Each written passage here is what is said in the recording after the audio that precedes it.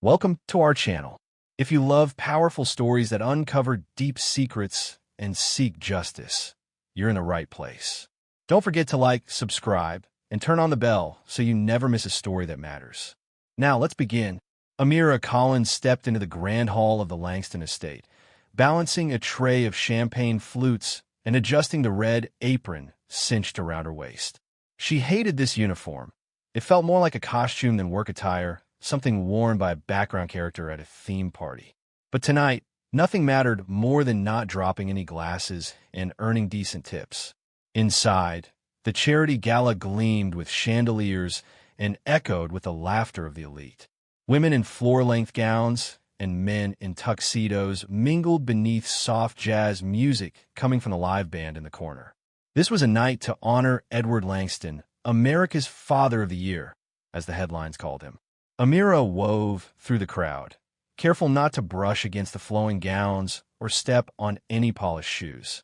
As she stopped near the grand staircase to wipe a glass, her eyes landed on a large framed photo hanging along the hallway, and she froze. In the photo was a little black girl, about 4 years old, wearing a pink puffy dress and grinning under the summer sun. Her dimpled cheeks, curly hair, bright brown eyes, and a tiny scar beneath her right eye. Amira's heart thudded against her ribs. She gripped the tray tighter, almost knocking over one of the flutes. Champagne spilled, but she didn't care. The little girl in the photo was her. She knew it like she knew her own breath. She had seen that photo before, maybe in a dream, maybe in a forgotten memory, but she was certain. "Are you okay?" Another server whispered behind her. Amira nodded weakly, still staring at the frame, before taking a step back. In the background, the microphone crackled as a deep male voice boomed through the room. "Please welcome our guest of honor tonight, Mr. Edward Langston." Applause erupted. Amira turned to see him. A tall man, salt and pepper hair, expensive gray suit, a calm smile with eyes that didn't quite match. No one in the crowd knew that the young waitress near the bar might be the chapter of his life he never wanted uncovered. Amira quietly left the ballroom, slipped into the back kitchen, removed her apron, and left the tray on the counter. She needed air. She needed answers. As a child, Amira never had any baby photos. At the foster home, she was told she'd been found outside a burned-down house with no ID, no name.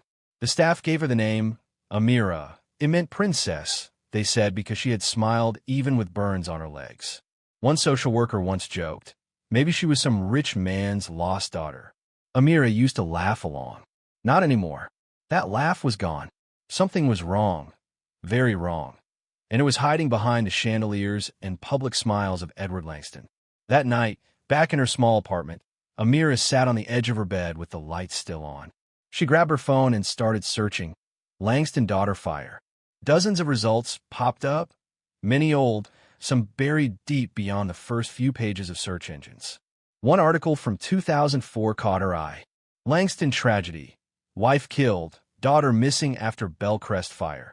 Attached to the piece was the very photo she'd seen in the hallway. The little girl's name was Ariel Langston, born in 2000. Her mother, Celeste Langston, was a child welfare advocate known for exposing abuses in private adoption systems. Celeste had died in a car crash just 3 days after the fire, while reportedly on her way to deliver complaints to the state prosecutor. The report had been quickly closed. No suspects. Ariel, the 4-year-old, was believed to have perished in the fire, but no body was ever found. Authorities claimed she may have been incinerated entirely. Amira couldn't breathe. She had been born in 2000. Same curly hair, same brown skin, same scar, and a childhood wiped clean of its roots. "This isn't coincidence," she whispered. The next morning, Amira visited the city library. In the records room, she found a half-burned photocopy of an old birth certificate. Name, Ariel Langston. Mother, Celeste Langston. Father, Edward Langston.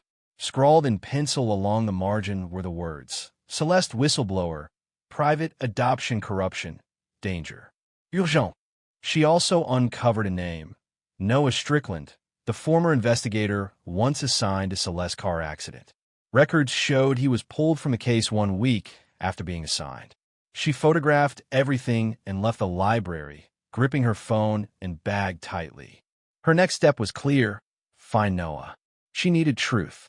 She needed to know why her life had been erased, and how a man like Edward Langston could build an empire on the ashes of his own daughter. What Amira didn't know was that, as she left the library, a man in a black SUV parked across the street discreetly photographed her license plate. She had just opened a door that others had died trying to crack. But Amira wasn't afraid. For the first time in her life, she knew who she might be, and she would fight to reclaim it. The next morning, the air in Brooklyn felt colder than usual. Amira barely touched her coffee as she sat at the window, her eyes locked on the street below, but her mind far away. Back in that hallway, staring into the eyes of a little girl in pink who looked exactly like her. Ariel Langston. She kept saying the name to herself. Ariel. Amira. Could they really be the same person? The documents, the article, the photo, none of it felt real. But the pit in her stomach told her otherwise. Something in her blood recognized the truth long before her brain did. After hours of digging online, she found a lead.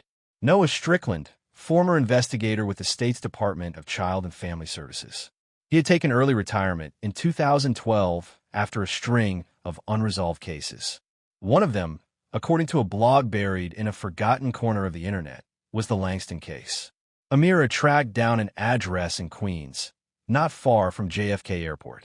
It was a modest, weather-beaten home with a white fence and an overgrown lawn. She stood outside for a long minute before summoning the courage to knock. The door opened a crack. An older man with thick gray eyebrows and suspicious eyes peered out. "Whatever you're selling, I'm not buying," he said flatly. "I'm not here to sell anything," Amira replied quickly. "My name is Amira Collins. I think I'm someone you use to investigate." The door stayed still. Then slowly, it opened a bit wider. "I don't do favors anymore," Noah said. "Especially not for ghosts." "I'm not a ghost," she said. "But I think Ariel Langston might be." That got his attention. Inside, the house smelled like old books and black coffee. Walls lined with news clippings, file boxes, and old case folders. It was like stepping into a memory museum of the forgotten and unresolved. Noah sat across from her at the kitchen table, arms crossed, eyes studying her every move. "I remember the Langston case," he said. "The mother, Celeste, was sharp, relentless. She was onto something big before she died. But once she was gone, the state folded. The fire was ruled an accident. The missing kid? Listed as presumed dead. What about the birth certificate?" Amira slid the scorched copy across the table. "This says I'm Ariel." Noah leaned closer. "Where did you get this?" "Library archives." Someone had scribbled notes in the margin. It mentioned corruption in the private adoption system. Noah rubbed his temples. Celeste had found a link between Edward Langston and a group of private foster agencies. She believed children were being funneled, lost in the system, some even sold off under false names. But she died before she could testify. And just like that, poof, the state shut the door. "But I wasn't adopted," Amira said. "I grew up in state care." "Exactly," Noah said. "You weren't supposed to exist. If someone meant to erase you, they never finished the job." He stood and pulled a battered file box from the cabinet. Inside were dozens of folders, all labeled with names and dates. He pulled one marked Langston, Celeste, 2004. "There's something you need to see," he said. The file contained surveillance photos, reports, and medical examiner notes. One page in particular stood out, an anonymous letter sent to Noah in 2004, claiming Celeste had discovered a list of missing children whose identities were erased from federal databases. Among them, a girl named Ariel L. Edward had motive, Noah said grimly. Celeste was about to expose him. Her death handed him life insurance and clear the board. "But why erase me?" Amira asked. "Why not just keep me?" Noah shook his head. "A child with too much memory is a liability, especially one old enough to speak. Maybe they meant to make you vanish forever. But somehow you slipped through." Amira felt her throat tighten. She imagined herself at 4 years old, coughing in smoke, crying for her mother, being yanked out by strangers and dumped into a system that never once called her by her real name. And Edward Langston, he let it happen. Back at her apartment, Amira stared at herself in the mirror. For the first time, she tried to see Ariel, the girl in the pink dress, the heiress who never got to be. Was she still in there? The phone buzzed. An unknown number. She picked it up cautiously. "Miss Collins," a woman's voice asked. "Yes. My name is Talia Monroe. I was once married to Edward Langston." Amira's heart stopped. "How did you find me?" "I saw the picture. You were at the gala. I knew right away." "Why are you calling me?" "Because you're not the only one he's erased.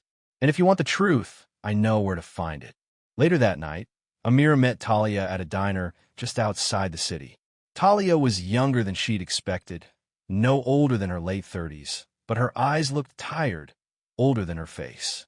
"I was his third wife," Talia said, stirring her coffee. "He picked women who were young, isolated, desperate. He made us sign prenups, so strict we couldn't sneeze without permission." "And why did you leave?" "Because one night, I heard him talking in his sleep. He said your name. Ariel." He cried.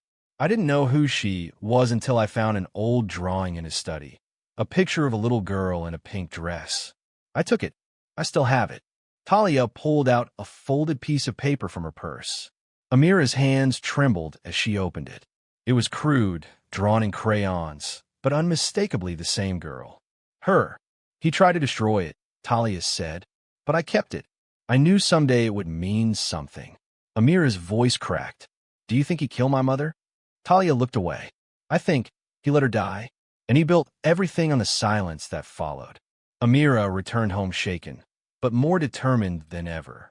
Edward Langston had spent 20 years crafting an image of generosity and fatherly grace. But now, cracks were forming. Truth had slipped through the gaps, through a scorched document, a crayon drawing, and a daughter who would not stay erased. She opened her laptop, created a folder, and named it "The Truth About Edward Langston." This time, the story would be hers to tell. The next few days passed in a haze of phone calls, screenshots, and buried records. Amira had barely slept. She didn't have the luxury of rest, because every second she delayed, Edward Langston remained a saint in the public eye. In the daytime, he shook hands with mayors and smiled into cameras. At night, she and Noah combed through everything that could prove he was a liar, a thief, and worse. The drawing from Talia, the scorched birth certificate, the records of Celeste's complaints to the state, all of it was beginning to form a map. And the next pin Amira needed to stick in that map was Edward himself. She needed his DNA. It was Noah's idea. "We can't accuse him of being your father without proof," he said as he sorted through manila envelopes in his cluttered apartment. "But if we get that, you become a legal heir. You have the right to challenge his entire estate." Amira frowned. "And how do I get his DNA?" asked politely. Noah grinned. "You already work events, don't you?" The plan formed fast. That week, Langston Foundation was hosting a brunch fundraiser at the Highbridge Civic Center. Amira signed up through her staffing agency, using her friend's ID, and wore a blonde wig with green contact lenses. It was risky, but she needed to blend in, get close enough to retrieve a fork, a glass, a napkin, anything. The event was packed with city officials and nonprofit leaders. Edward arrived an hour in, dressed in his signature dove gray suit, flanked by bodyguards. He made his way around the room like a king in his court. Amira moved like a shadow. She timed it carefully, waiting until Edward finished his plate and rose to speak at the podium. She swooped in, replaced the setting before another server could, and tucked the fork into a Ziploc bag inside her apron. She left without a word. 2 days later, the results came in. Match. 99.98% probability. Edward Langston was her biological father. Amira sat on the floor, eyes brimming. All the doubt she had clung to, the faint hope that maybe it was a mistake, maybe she'd misread the signs, died in that moment. He was her father, and he had buried her. Armed with DNA results, Noah and Amira returned to the files. They needed more than a personal connection. They needed a pattern. Un motive. What they found was darker than either had expected. Celeste Langston had filed 6 formal complaints against Hollow Brook Homes, a private adoption and foster agency operating in 4 states. Each complaint alleged that children were being shuffled through multiple identities, some lost between paperwork, some reassigned to families willing to pay under the table for a faster, cleaner adoption. The twist? Edward Langston had been the largest donor to Hollowbrook for over a decade. His foundation funneled millions through it, listed as child development initiatives. Celeste must have found out, Nyma muttered, flipping through documents. And when she did, they got rid of her. Amira clenched her fists. And me? You were a complication, a witness. But at 4 years old, you were vulnerable enough to be erased. A week later, Amira reached out to Eric Nguyen, an investigative journalist known for blowing open cases involving government corruption and institutional abuse. Erica agreed to meet them at a coffee shop near the courthouse. Erica listened quietly, taking notes as Nyma laid out the case. Amira handed over the birth certificate, the DNA test, the whistleblower notes from Celeste, and the photos of Edward with Hollowbrook executives. This could blow up the entire private adoption industry, Erica said finally. But it won't be easy. He has money, lawyers, media power. Amira didn't flinch. Then I'll burn every lie he built. One match at a time. They began building the story. Interviews, hidden camera footage of Hollowbrook offices, testimonies from other women who had once married Edward. Talia agreed to go on record. 2 others, anonymously. Erica's team unearthed a trove of sealed court documents linked to the Langston estate, agreements that made it clear every ex-wife was paid for silence. Even Celeste's sister had signed a non-disclosure agreement years ago. This man, Erica whispered during one call, has weaponized grief, charity, and law itself. On the surface, Edward remained untouchable. Behind the curtain, his empire was beginning to shake. But Edward was not blind. One evening, Amira found a note slipped under her apartment door. No envelope, just a folded sheet of linen paper. You don't know what you're starting. Stop now, or history will repeat itself. There was no signature. She showed it to Nyma. He scanned the paper, then cursed. This isn't just a warning. It's a threat. Someone's watching. Erica doubled their security. Amira stopped going to work. Her face was no longer a secret. Rumors had already begun to spread across social media, triggered by a blurry photo from the fundraiser. Some speculated she was a long-lost relative. Others called it conspiracy, but Amira didn't care what they thought. The only truth that mattered was the one she would tell. The final piece of the puzzle came from a retired clerk who had worked in the Office of Family Records back in 2004. Erica's team tracked her down in Virginia.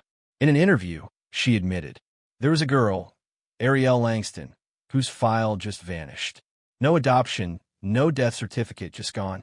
I was told by my supervisor to forget I'd ever seen it. I wrote it down in a notebook because it felt wrong. She still had the notebook. Inside, a handwritten list of disappeared children from 2002 to 2005. Ariel's name was right there. Case status erased. That night, Amira sat on her balcony, watching the city below blink with life. She didn't cry. She didn't rage. She was too focused. Somewhere out there, Edward Langston was preparing his next speech. Maybe it would be about legacy, or family, or hope. She would be waiting, not as his daughter, but as the reckoning he never saw coming. 3 weeks before the Langston Foundation's annual gala, a red carpet event broadcast nationwide, Amira stood in the studio of CBS Evening Spotlight, her fingers trembling around a warm cup of tea. It wasn't nerves. It was adrenaline. Across from her sat Eric Nguyen, poised in a navy blazer, hair neatly tied back. The camera crew did their final checks. Amira was about to go live. This isn't just a story, Erica had told her minutes before. It's a reckoning. The countdown began. 3, 2, 1. The red light blinked on. Tonight, Erica began, we bring you a story that challenges everything we thought we knew about one of America's most beloved philanthropists, Edward Langston. The segment opened with polished footage of Edward cutting ribbons, hugging orphans, standing on stage, accepting awards. A symphony of curated goodness. Then the music faded, and the truth began. Erica laid out the facts. A girl named Ariel Langston went missing in 2004 after a fire destroyed the Langston family home.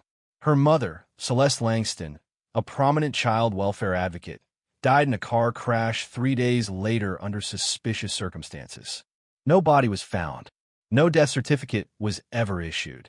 And yet, the case was closed. Next came the revelation. A 24-year-old waitress named Amira Collins, raised in the foster system, had discovered a photograph of herself as a child hanging in Edward Langston's estate. That girl, Ariel Langston, was her. DNA results confirmed Edward as her biological father. Amira appeared on screen, face calm, voice steady. "I was 4 years old when I was taken out of my home," she said. "My mother died, trying to protect children like me. And the man who should have protected me used my silence to build his empire." Erica followed with a deep dive into Edward's ties to Hollowbrook Homes and other adoption networks. Links hidden beneath layers of foundation donations and corporate shell entities. Testimonies from former wives, financial records, and whistleblower notes painted a damning picture. Then came the final blow. The interview with the retired records clerk, who confirmed that Ariel's file had been deliberately deleted. Amira ended with a quiet but thunderous statement. Mr. Langston did not lose his daughter. He buried her. Social media exploded. Within an hour, #WhoIsAmira and #LangstonLies were trending nationwide. Public figures issued statements of shock and sadness. Advocacy groups demanded investigations. Protesters gathered outside the Langston Foundation's headquarters by noon the next day, holding signs that read, "You can't erase her now. Justice for Celeste. Not a charity, a cover-up." Edward Langston, meanwhile, stayed silent. At first, behind the scenes, his legal team went into overdrive, denying all allegations, attacking Erica's journalistic integrity, and quietly trying to pressure news outlets to kill the story. But the genie was out. Amira had given Erica something no amount of power could erase: a face, a voice, a name. More survivors began to come forward. Young adults who had grown up in private foster systems, unsure of their origins, suddenly questioning everything. One girl from Philadelphia believed she was trafficked through Hollowbrook under a false identity. A boy in Houston recognized a foster home that once burned his records. All of it pointed back to the same network, Edward Langston's money trail. Amira knew the next step was legal. She met with Leah Durham, a civil rights attorney who specialized in wrongful termination of parental rights and institutional abuse. Leah had watched the broadcast and reached out within hours. "We can't file criminal charges ourselves," Leah explained. "That's for the state. But we can sue, civil litigation. You have grounds to file for fraud, identity erasure, wrongful guardianship, and misappropriation of your mother's estate." "I don't want his money," Amira said. "I want the truth on paper, and I want her name back." "She'll have it," Leah promised. But Edward didn't go down without a fight. A week later, he appeared on a rival network, sitting beside a PR consultant, looking frail and betrayed. "I love my wife," he said. "I mourn my daughter. If mistakes were made in the aftermath, I was not aware of them. But this young woman, I fear she's being used." He never said Amira's name. He didn't have to. The next day, Amira's apartment was vandalized. Red spray paint across the door. Liar. Thief. Trash. Noah insisted she move in with him temporarily. Erica hired private security. Leah filed for a temporary restraining order. "This is what power looks like when it's afraid," Noah muttered. "It lashes out." Amira didn't flinch. She was done being silent. A week before the gala, the Langston Foundation made a stunning announcement. Edward was stepping back indefinitely, citing health concerns. His interim replacement would be Kendra James, his former communications director. But it was too late. Donors pulled out. Sponsors canceled. The board of trustees called an emergency vote. Amira didn't celebrate. She was preparing something bigger. On the night of the gala, Amira stood in front of a packed ballroom. Not inside it, but outside, surrounded by reporters, lawyers, and victims. Leah stood beside her. Erica live-streamed the moment. It was symbolic and powerful. Tonight, Amira said, isn't about Edward Langston. It's about every child who disappeared and was never searched for. Every mother whose voice was silenced. And every institution that chose money over humanity. She held up a framed photograph. Her, as a child, in the pink dress. "My name is Amira Collins, but I was born Ariel Langston, and I am not lost anymore." The crowd roared. Inside the ballroom, Edward Langston watched from a back room. For the first time in 20 years, he wasn't the one being applauded. The courtroom was colder than Amira expected. Not the temperature, just the air. Sterile, watchful, like even the walls were waiting to see which truth would survive the morning. She sat beside attorney Leah Durham at the plaintiff's table, hands folded in her lap. In front of her, a neatly stacked case file labeled Collins versus Langston. Behind her, a full gallery of press, survivors, and quiet supporters. At the defense table, Edward Langston wore a dark suit and a new hearing aid. His skin looked paler, his posture slightly hunched. But his eyes remained sharp, like a chess player still seeing 12 moves ahead, even as the clock ticked down. Amira had already won the court of public opinion. The nation now saw her as the stolen child, the buried daughter, the survivor who would not be silenced. But this was about the record, about putting everything down, black on white, where it could never be hidden again. Leah began her opening statement with quiet gravity. "We are not here today for money," she said.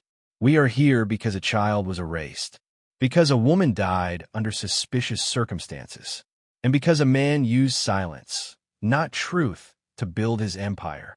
The courtroom was silent. Amira Collins was born Ariel Langston. She was declared dead without a body. Her birth certificate burned, her identity stripped. But she lived. She grew up in the system her own mother had tried to reform. That is not just negligence. That is erasure. Edward's lawyer, Harvey Wynn, argued otherwise. "There is no evidence Mr. Langston orchestrated this disappearance," he said. "Celeste Langston's death was tragic. The fire an accident. And my client, heartbroken, believed his daughter had perished." He moved forward, as anyone would. The judge didn't blink. Over 3 days, Amira testified about everything. Her childhood in state care, the night she saw her own photo in Edward's house, the DNA results, and the evidence of her mother's investigation into adoption fraud. She read aloud excerpts from Celeste's notes. "They're selling children like files. Erase the name, change the date, and move on. Hollow Brook is the root. But Edward, he's the gardener." She paused.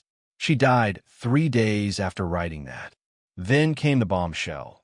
Eric Nguyen was called to the stand and submitted the interview with the retired clerk, verifying that Ariel's file had been ordered deleted by a state official with direct ties to Hollow Brook and the Langston Foundation. Every thread pointed to the same hand pulling the strings. In the final hour of trial, Amira looked straight at Edward. "I'm not here to destroy you," she said. "You already did that yourself. I'm here for her, for Celeste, for the truth she died trying to tell. You built your fortune on the ashes of a lie, and I lived 20 years in silence because of it." Edward didn't flinch, but he didn't deny it either. The verdict was read 2 days later. The court recognizes Amira Collins as the legal and biological daughter of Edward Langston and the late Celeste Langston. The court finds sufficient evidence of identity erasure and civil fraud, and awards symbolic damages of $1. A single dollar. It was exactly what Amira had requested. She didn't want the Langston fortune. She wanted the name. That evening, Amira stood in front of the old community center where she had once handed out trays of food. This time, there were no champagne flutes or gowns. Just a circle of children, mostly black and brown, eyes wide as they listened to her speak. "Your name matters," she told them. "Don't let anyone take it from you. Not even the world." Behind her, a new plaque had been unveiled. The Celeste Center for Lost Voices, founded by Amira Collins, in honor of her mother, who spoke for the silenced. Noah stood nearby, arms crossed, watching with pride. He didn't like being called a hero, but Amira insisted he come to the ceremony. "You saved my life twice," she'd said. "Once when you believed in my mother, and once when you believed in me." Even Erica teared up when the first families walked through the doors of the center. Families still searching for lost children, still hoping. Amira greeted each one personally. Days turned into weeks. News headlines moved on. Edward Langston disappeared from public view, reportedly living in self-imposed isolation. The Langston Foundation was dismantled, its remaining assets turned over to a new watchdog group that monitored private adoption. Amira? She went quiet, not to hide, but to rebuild. She legally changed her name to Amira Ariel Langston Collins, not to honor her father, but to reclaim everything he tried to bury. On the anniversary of Celeste's death, Amira returned to the ridge where the crash had happened. A simple memorial cross stood there now, weather-worn but still standing. She placed a white rose beneath it. "Mom," she whispered, "I found you." The wind carried the silence gently. 1 year later, Amira stood backstage at a national children's advocacy conference. She was no longer a waitress, no longer a shadow. She wore a deep green blazer, her hair pulled back, and her voice steady as thunder. She was introduced as a survivor, a reformer, and the founder of one of the most trusted child welfare centers in the country. She took the mic. "For years, I thought I was invisible," she began. "But I wasn't. I was erased. There's a difference. One means you're unseen. The other means someone wanted you gone." The room went still. "But I came back. And now, I make sure no child is ever erased again." The applause that followed was long and thunderous. Amira Collins had once served drinks in Edward Langston's ballroom. Now, she served justice in her mother's name. And no one could take that away from her again.